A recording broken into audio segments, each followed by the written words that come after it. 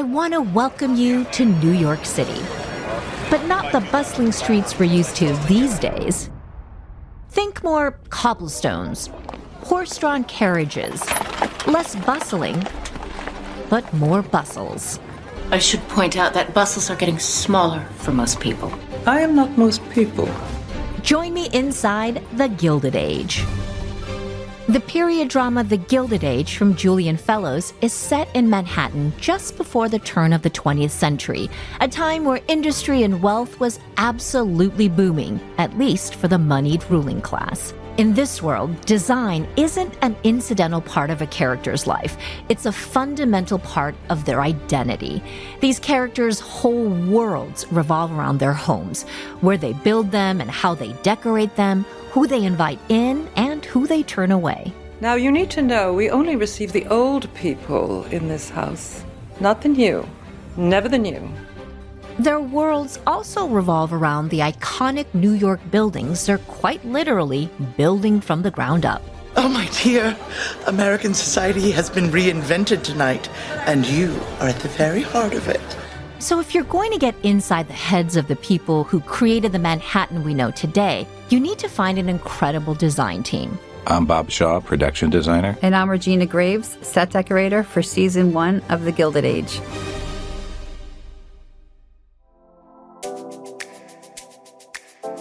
I'm SuChin Pak, and this is On Set With from HGTV and Max. Each episode, we take you behind the scenes with the people who brought your favorite shows to life. And to start, we're going on set with The Gilded Age to hear from the people who created it. As production designer of The Gilded Age, my job was basically to bring the audience into the year 1883. And as the set decorator of season 1 of The Gilded Age, my job was to fulfill Bob's vision. Bob Shaw and Regina Graves both have very impressive resumes. When they won the Emmy for their work on The Gilded Age, Bob already had 2 Emmys on his shelf for Mad Men and Boardwalk Empire. Regina had one for The Knick, and they even shared an Oscar nomination for their work on The Irishman. But even if you're at the top of your game, you don't always get to work on the projects you're perfect for. So when Bob first got a call about The Gilded Age, he was excited. My first thought was, I want this job. And when I was a kid, my number one fantasy was time travel.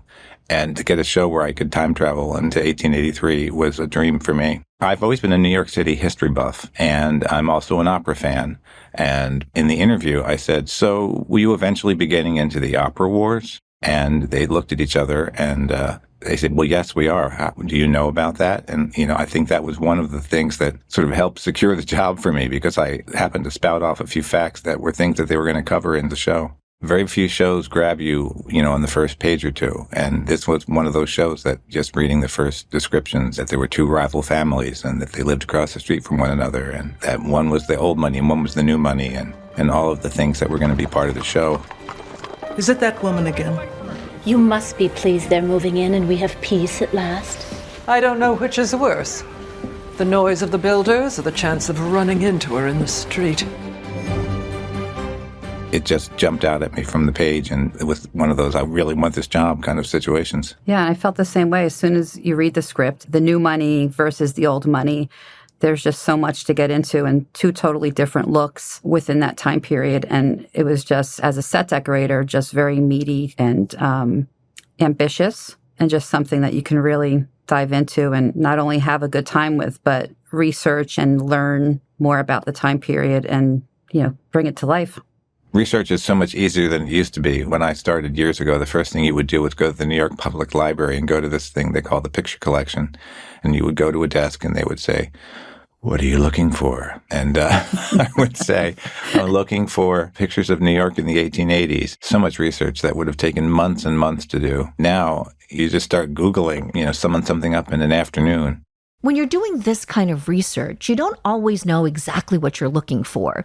You're just digging for details that wouldn't have occurred to you otherwise. We realized at one point that they didn't even have numbers on the houses back at the time of the Gilded Age. I guess the postman just knew who everybody was, and something would be sent to Mrs. Van Ryn on 61st Street, and somehow it got there. Every little thing has to be researched. You're looking at the photographs and you're getting out your magnifying glass and you're saying, I don't see any lights on the fronts of the houses. we looked at a display cabinet and we had this whole question of, well, would the shelves be glass back in 1883 or was that kind of a luxurious thing? Did a lot of research and found out that there was probably only like a 5% chance of there being glass. Sometimes research is very small like that. It's hard to notice, even if it adds to the accuracy in a million tiny ways. Other times, research leads to the creation of a whole character, like the iconic Bertha Russell, played by Carrie Coon. I don't want to come a long way. I want to go all the way. Bertha Russell is really based on Alva Vanderbilt, who was like the great social climber of the new moneyed class in the late 1800s. And we modeled certain of Bertha's things, like her bedroom, after Alva Vanderbilt's. Alva Vanderbilt's bedroom at Marble House, which was her Newport estate, was all lavender. And so one of the more arcane facts that I came across was that in the 1890s, someone was trying to synthesize quinine, which was needed for people, working on the Panama Canal or whatever, and accidentally discovered a way of making lavender dye. And so there was a craze for having things done in lavender. That's a great fact. But we didn't choose lavender. Well, we decided not to choose lavender because strictly speaking, we were in 1883, so the lavender dye had not been, discovered yet. So we went for pink as the closest relative to lavender that we could do. That shade of pink is just one of 100 choices that have to go into making a room as accurate and grand as Bertha Russell's. I always say that we work all day long, and then when I'm working with Regina, we get most of our work done when everybody else and all of their questions and all of their concerns are gone. And, it's like 7 o'clock, and we're in what I call the selectron chamber, trying to pick fabrics and lighting and all that sort of thing. And then once they finally make those design selections, they then have to make them at scale. So on something like Bertha's bedroom, we found a fabric we liked, and it's like, oh, this is really great. Can you see if they have 300 yards of it? Because it took 300 yards to do. The walls were upholstered, the bedding was upholstered, the furniture was upholstered. The draperies, everything.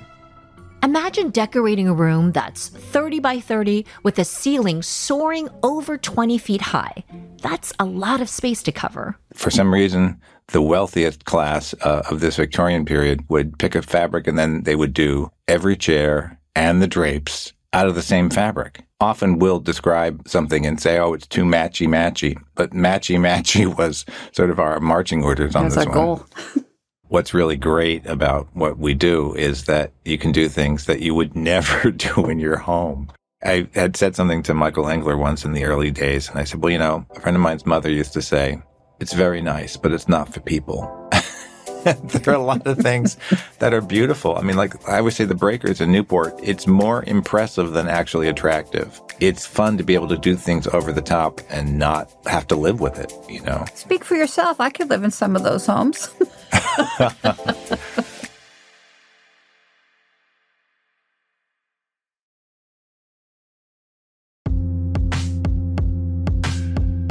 For designers like Bob and Regina, the exhaustive work they do on each set is what they get when they're lucky. One of the hard parts as a decorator, and what I think people don't realize, is the quickness and the speed of how everything goes. It's not like an interior designer where we might have months or something to work on a project. Our occupation is a classic catch-22 because the projects that you really want to do, that you're just dying to design, are the ones that are really hard. The ones that are easier usually are just not as interesting to design. These are not for the faint of heart. We pick this fabric and we have to pray sometimes that, oh my gosh, I hope it's in stock because we need it.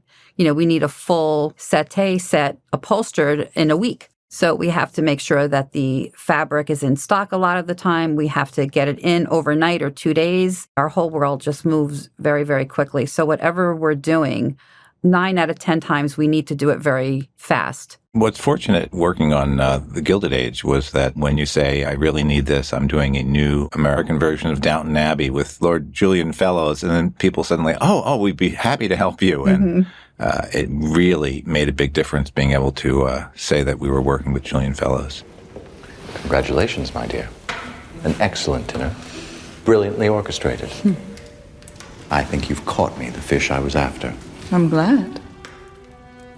It's a lot to hold in your brain, putting that much thought into so many details on so many sets, and to have them just keep coming, script after script. When you're really in the heat of production and you see a different set or something different that you need almost every day for the next month, it always feels like skeet shooting to me. We hit it, just hoping that sometimes you're on the mark. Or sometimes I say it reminds me of spinning plates. I feel like that's what we do. We, do enough to keep this set going on, and we say, okay, all right, now we got to worry about this other set. And then you work on that set for a little while, then you say, okay, we got to head back on the other one. So I always feel like we're like spinning plates. I like that analogy. That's pretty good. That's what I felt. Yes. It is what it feels like. And I don't think we had any plates fall. No, and I think if we did, I think we'd be the only ones that recognized it. I mean, we tend to think that what we do is not that rarefied or that things are fairly obvious. And then you work with directors and you work with assistant directors, and you'll go into a location and they'll say, this is great. This is fantastic. And don't you think? And you'll say, no, that railing is, it's like a handicap railing, and it would have been there from like the year 2000. And they went, oh. And it's always surprising to me that you can look at a building that might be architecturally appropriate, and then no one notices that there's a giant railing. Things are changing, Bertha. They can't change fast enough for me. Even historic locations often come with modern-day details, like those hand railings, or, electricity. So when it comes to scouting locations, Bob and his team often have to get creative. As central as my relationship with Regina is to getting the show done, equally central is relationship with the location manager, who in this case is Lori Pitkus. We spend tons of time driving around looking at locations, and often we have to think of what something reminds us of rather than saying we're going to look for something specific. Like we were scouting at Lyndhurst, which is a historic home, belonged to Jay Gould from the 1850s. And at some point they built further down the property toward the river a bowling alley. And it had this kind of little porch off the back of it. And it had these little kind of turret-shaped roofs. And I said, I think this could be the ferry landing. And, you're not going to find a period ferry landing. So the idea of saying, with help from the visual effects department, we can play the bowling alley that's at the back of Lyndhurst as if it was a ferry boat landing. So working with someone like Lori, we know that we're on the right track when she turns to me and she says, now, call me crazy, but, and that usually means that she's saying, if you did this and did that, then this would suddenly be transformed into the entrance to the opera. You don't even like opera. George, the opera is where society puts itself on display. Speaking of the opera, remember those opera wars Bob name-dropped in his job interview? Well, they turned out to be the central plot of season 2. Luckily, Bob had his eye on the opera from the very beginning. In season 1, we had the Academy of Music in New York, and Michael Engler, the primary director on the show, he said, could you take the train down to Philadelphia so we can look at the Academy of Music? And we went to the Academy of Music in Philadelphia, and it looked great. And I said, now I have a question. Are you going to get into the opera wars in season 2? Because if you are, you cannot use the Academy of Music in Philadelphia as the Academy of Music in Old New York, because this is the only European opera house, European style opera house in the entire country. And if you're going to have the Metropolitan Opera next year, this is really your only choice, certainly on the East Coast of the United States. So they, well, let's ask Julian. And he said, well, he's definitely going to do it. So we had to save that location, which was very hard for them because, instant gratification, was it Carrie Fisher who said instant gratification takes too long? And they were just so upset that they couldn't use this wonderful location for the first season. But then season 2 begins. I can't believe it. Have you waved the white flag in your opera war? No.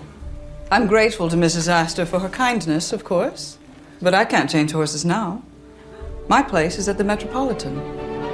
And the Metropolitan Opera House comes calling. So now Bob has the joy and agony of finally having to design the monstrous location he's been waiting for. The script came in and it said, the Opera House while under construction.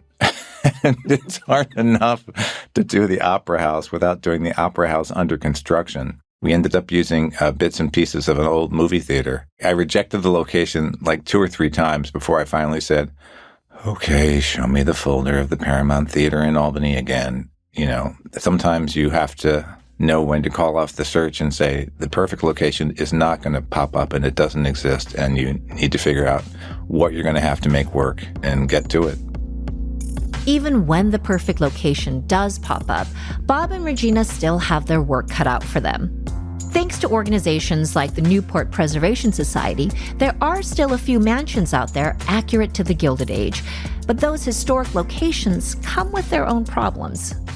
There's an irony of us filming in so many historic locations because you'll go into a room and it looks perfect, and the first thing you have to do is empty out all the furniture, because if the furniture is from the actual 1890 period or 1880 period, you can't have the cast sit on it. So we go into these rooms that are perfect, and then we take everything out, and Regina has to put it back together from scratch. Maybe she can keep the drapes, but you can't. We don't even keep the carpets because all you need is one skid mark from a dolly on a precious ancient rug, and it's a $120,000 insurance claim. People don't realize how much work. People think, oh, you just show up at this historic home and you bring a camera and you bring the cast and everything's good. But she has to rebuild all of these locations. And on top of that, they have to be smart about using all of the corners they can, stretching a single location's rooms across many different characters' homes.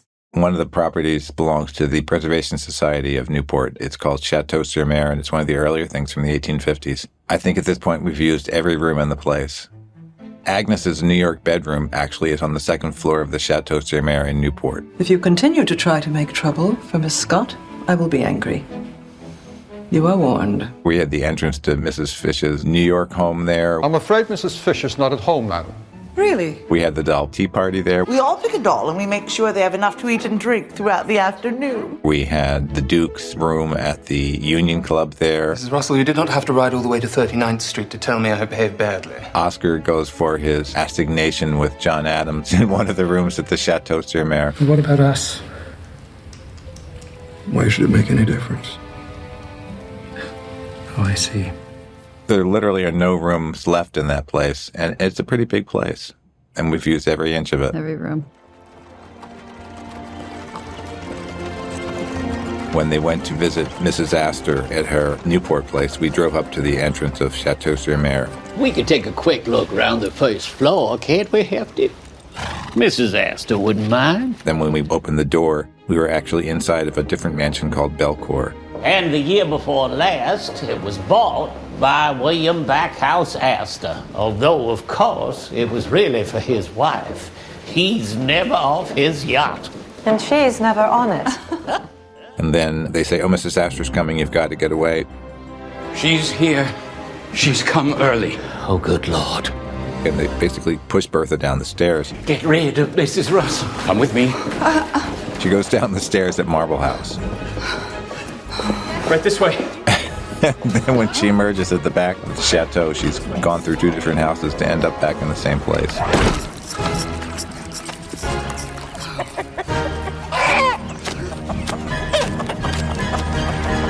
Dear Lena, I bid you welcome to your own house. I mean, sometimes, as long as we've been working on the show, the crew gets confused, and the assistant art directors are like, where's Gladys's bedroom again? So Gladys's New York bedroom is actually on the second floor of the Elms, which is another Newport property. But then when, in season 2, the Russell family acquired a home in Newport, it was also the Elms. And so we'll be scouting and the director will say, oh, and then I'll have them go up the stairs. And it's like, no, you can't, because the upstairs is part of the Russell's house in New York. Then they'll say, where is Bertha's door? And it's like, well, Bertha's door is the reverse of Gladys's door. It's the other end of the hallway. So we just use the same door and put different paintings around it and different dressing in the hallway. It got very, very confused because in season 2, there was a dinner that Bertha has for the Duke, and it was supposed to be in the dining room of their new Newport home, which Julian called Maple House. But we really didn't care for the dining room in the Elms, so we used the dining room at Marble House, which is another Newport property. Has anyone ever been part of an evening as beautifully managed as this one? How lucky are the people of Newport to number Mrs. George Russell among your leading citizens. Very lucky indeed. Mrs. Russell. Here, here. And so people were endlessly confused that the dining room of Maple House was in Marble House. But you do use as many rooms that you can in these different homes because of the look of it, the architecture of it, right? The fabrics on the walls. I mean, it just fits for all these different sets. And sometimes you have to really put your foot down and try to maintain the integrity of the plan, because a director will say, well, can't I see a little bit of this hallway? And you say, no, it's got the same red fabric on the walls as we have on our set at New York.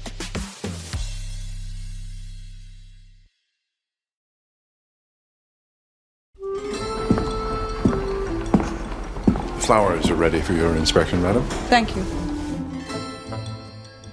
As much as Bob and Regina value accuracy, there were a few moments they had to cheat a little to tell the story of the Gilded Age. We had to use different flowers than were popular at the time period. You look at festivities, you look at ceremonial dinners, you look at some wedding occasion, Easter, anything, and there's just tons of flowers, strands and strands of flowers. And you look closely as we get out the magnifying glass and realize that they're all carnations, or they're all roses, because they were obsessed with carnations and they used a lot of roses. And it's just not something that is dazzling to the contemporary eye. So in order to have people be impressed with the flowers, we have to up the ante, and we try to, make sure that we're using flowers that were cultivated at the time and not to use, crazy things that are popular now. But carnations just aren't going to cut it for making people think that you're lavish. Take out the chrysanthemums. I said specifically no chrysanthemums. Yes, ma'am. I always say it's like, I remember going years and years ago to the Museum of Modern Art and seeing the exhibition on the Fauvist painters who used color that was considered so wild and crazy that they referred to them as the wild beasts. And to contemporary eyes, it doesn't look that crazy, after pop art and all the other, wild colors that we're used to seeing. So if you were trying to portray that, you have to go bigger because, you have to calibrate to the eye of the contemporary audience. Going bigger is the name of the game in the Gilded Age. But for these characters, there is a huge difference between being grand and elegant and gauche and over the top. Bob and Regina put a ton of thought into how to capture the aesthetic of old money families like the Van Ryn Brooks or the Astors, as opposed to the new money ostentation of the Russells. I had said once, basically the old money was trying to be English and the new money wanted to be French. And then I had said this in a meeting, I think, with Julian, and then I heard him speaking to the actors and saying, well, basically, the old money wanted to be English, and the new money wanted to be French. But that's kind of it in a nutshell. The old have been in charge since before the revolution. They ruled justly until the new people invaded. It's not quite as simple as that. Yes, it is. The old money did not want to be ostentatious. They thought that, you didn't blatantly display your wealth on the street, which is why they all lived in brownstones. So the outsides all looked more or less the same. Edith Wharton famously said it looked like the entire city had been dipped in chocolate. When you look at Mrs. Astor's house that she was in at the time of our story, it's very plain. It looks like, I always called it a double-wide brownstone. And when you would go inside, that's where you would see the lavishness of the decor. But that was for them and their friends and not for the public at large. So the idea of the Russells come on, and they build this giant marble thing on a street that is mostly brownstones and brick structures. And it was considered, vulgar and ostentatious and just in terrible taste to display your wealth so blatantly. The evening was a folly. This house is a folly. She's built a palace to entertain the sort of people who will never come here. And the interiors reflect what you're saying on the exteriors. The interior of the Brooks home, it's dark and it's decorated quite differently than the Russell home, which everything, like you said, is French and imported from France. Your chef is French. Isn't everyone's these days? It seems quite a luxury to me. We feel it's worth it. Something that I always point out to people is that you take a set like the Brooke House, for example, and it seems like it's very busy to contemporary eyes. And there's a pattern on the sofa, but then you go ahead and put a pattern on the walls anyway with the wallpaper choice. And then you have yet another pattern, which is on the floor, which because you've done a pattern carpet. And to us, it seems like an awful lot's going on. Much more was going on in a real house of that time. We hung our paintings one over another. So there were like 2 rows of paintings on the walls they would have 3 or even 4 rows of paintings. They would probably have double the number of paintings that we have on our set. And at a certain point, I just think it becomes too much information for contemporary eyes, and they get the message that it's cluttered with half the amount of clutter that would really have been there. The old money especially just had layer after layer of things, and doilies on things, and piano shawls. I mean, one thing that was very common, I don't know why it didn't cause fires, was to put a mantle scarf, they would call it, on the mantle. So it literally was fabric, often that had fringe and all that sort of stuff on it. Putting a piece of fabric on the mantelpiece over top of a fireplace just seems like a really bad idea. But it's something that they did. But I guess it's why when you look at things historically, you see which houses were demolished and which ones burned down. Never mind that the Brookes have been in Pennsylvania for a century and a half. My mother, your grandmother, was a Livingston of Livingston Manor, and they came to this city in 1674. You belong to old New York, my dear, and don't let anyone tell you different. But I think we were a little bit reserved. Oh, yeah. Especially in season 1 and the design or the decoration of the Van Ryn Brooks house. We didn't have like the mantle scarves. We had tchotchkes and things, but like you said, it would have been much more and a little bit over the top. There is definitely a point where we just said stop. Yeah. Everything's very dark and wooden in the Brooke house or Van Ryn house. We never know when to say Brooke and when to say Van Ryn. One of our DPs for the second season was asking me about things, and I said, these people lived in the dark. And something that we had planned to do originally that we ended up not doing was, as dark as the interiors were, everything lit by gas, which doesn't have that much firepower, they still put awnings on the outside of the houses to further block the sun. And we had thought about doing that, and the directors of photography were like, please don't do that to me, because there's no way for them to get an angle, because then they would often be trying to have practical lighting or motivated lighting for the interiors, which means that it needs to come pouring through the window. And if we were putting awnings on the window, nothing was going to pour through the window. And then in the Russell house, everything is bright and big and airy and marble and crystal light, chandeliers. Like everything just seems totally different, like night and day. I forget what house we were in or where we were filming, but I was very gratified when Carrie Coon said, my house is better. And, I was very flattered that she appreciated it and that she thought her house was better than whatever house we were in at the time. Her house on the show. Her house on the show. Make that clear. She mean her home, private home. You mean Bertha's house is better. I was very gratified that she said that. They say that being in costume and then coming down the staircase puts them in a different world. I'm pleased with the size. Big enough to be splendid without being oppressively so. I agree. One needs to be able to breathe. The funny thing is, actually, when we first meet Bertha, she's touring her new house. Why is he bringing that downstairs? I want to try it with the other boucher in the drawing room. She's going through the drawing room and she looks at somebody who's sewing a hem on the curtains. On the curtains, and she says, another inch. Another inch. As you wish, Mrs. Russell. And then someone says, we finished the gilding in the ballroom. We finished the gilding in the ballroom, Mrs. Russell. And she says, No, you think you have finished the gilding, Mr. Kowalski, but nothing is finished till I decide. I'm going, Mother. We'll see what's finished. It's finished when I say it's finished. And I went up and said, hi, Carrie, I really, admire your work so much, and I'm so happy that you're doing this, but I want to be clear that the gilding is finished when I say it's finished. Fortunately, she has a great sense of humor. She's really quite the cut-up on set. While Bob sets the vision for the overall design of the show, part of Regina's job is to fill in that vision with the decor pieces you see in the space. In George's office, I had a theme going in there with lions. I think it stemmed from the fireplace having lion carving. And then I had chairs in there that had lion head arms. I had a little lion statue on his desk. It was just kind of this whole theme because George, to me, was kind of a lion. I may be a bastard, Mr. Thorburn, but you are a fool. And of the two, I think I know which I prefer. And I really loved that office. Together, Regina and Bob filled the sets with so many beautiful details that help tell the story of the Gilded Age. And when you put in that much work, there's something really special about finally seeing it come to life. One of my favorite moments of feeling that everything came together and everything was creating the picture that we wanted to create was when in season 1, when we have the electrification of the New York Times building. Ladies and gentlemen, may I introduce Mr. Thomas Edison? We were in Monument Square in Troy, New York. It had been scouted, and I remember looking at this one picture and saying, I think this is the New York Times. We need to CG the building, but I think it works.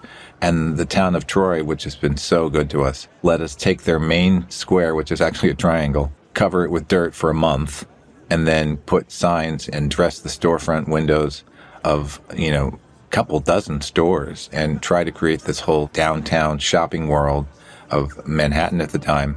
And then everybody's in their carriages and they're waiting for the building to be electrified. 10, 9, 8. There were police barricades at the perimeter of our set, but then there were like a couple hundred people just watching. 4, 3, 2,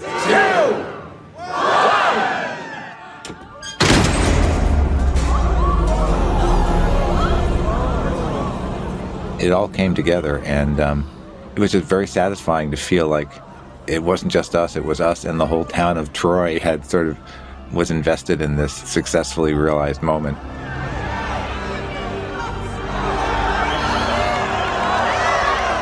That was one of the most satisfying moments on the show for me. Moments like that are fairly rare when you sort of buy into the whole world you're creating and forget that you're on the set for a minute.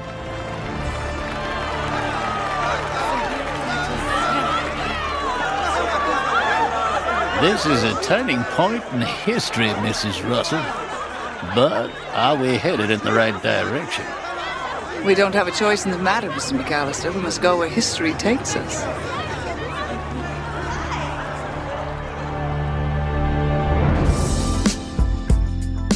History may have taken us far from this moment, but thanks to incredible designers like Bob and Regina, who go above and beyond with every detail, the most beautiful facets of the Gilded Age are alive for us again on our screens. And it's not just opulence that takes this much creativity. Over the course of this podcast, we'll explore all kinds of worlds designers had to figure out how to bring to life, like choosing the perfect artwork to hang over a mobster's head while he sleeps in The Sopranos. Those paintings are his dream. It is not a decorator's choice.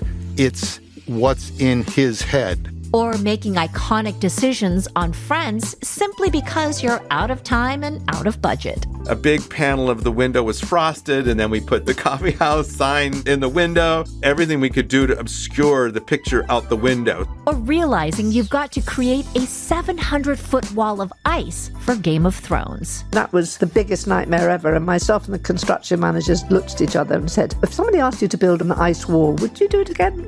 No. Never. I mean, that was the hardest thing. But before all that, we'll go inside the luxurious, impersonal world of Succession with the designers who created the perfect space for betrayal. We very much wanted the atmosphere to be one that, sabotage could be happening around any corner. To learn even more about the designers from this episode and others, check out hgtv.com/onsetwithpod. If you'd like to watch On Set With, you can find us on Max or HGTV Home on YouTube. And don't forget to subscribe and give us a 5-star review on Apple Podcasts and tell a friend. On Set With from HGTV and Max at Warner Brothers Discovery is produced by Spoke Media. I'm SuChin Pak. Thanks for listening.